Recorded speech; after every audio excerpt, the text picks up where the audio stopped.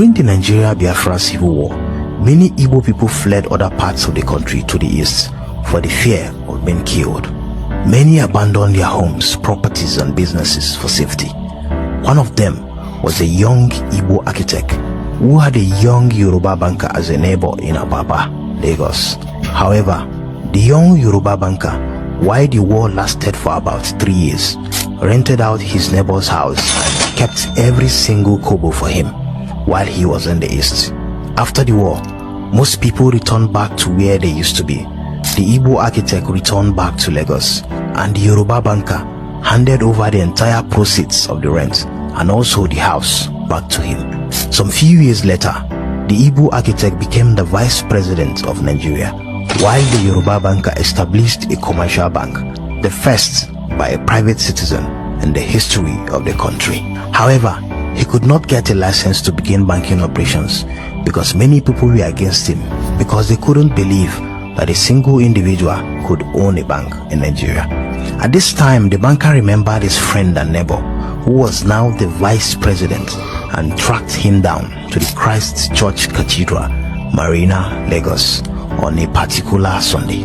He had tried to get an appointment to see him in his office severally, but without success. He and his wife then decided to go lay ambush for him in church, but the security men did not allow them to get close.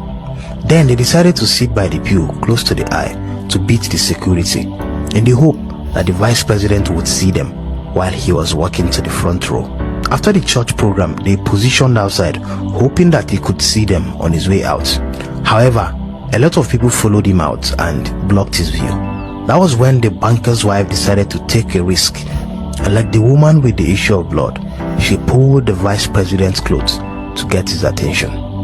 The vice president turned, and behold, he saw his old friend and neighbor. The young banker then narrated his plight and told the vice president how he had tried to see him several times and what he needed to see him for. He told him about his application for a banking license. "Don't worry yourself," the vice president replied. "Just come tomorrow at the Federal Executive Council meeting, which I would preside over because President Shehu Shagari would not be there," the vice president assured him. At exactly 3 p.m. the next day, the finance minister called the banker on the phone that his license was ready. The rest, they say, is history.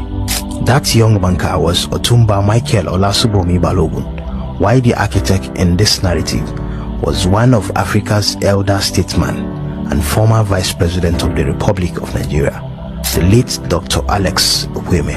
The bank is what is now First City Monument Bank. One good turn truly deserves another. It is good to love our neighbors as ourselves, and importantly, honesty pays. May God bless the honest people. Please follow this page, like, comment.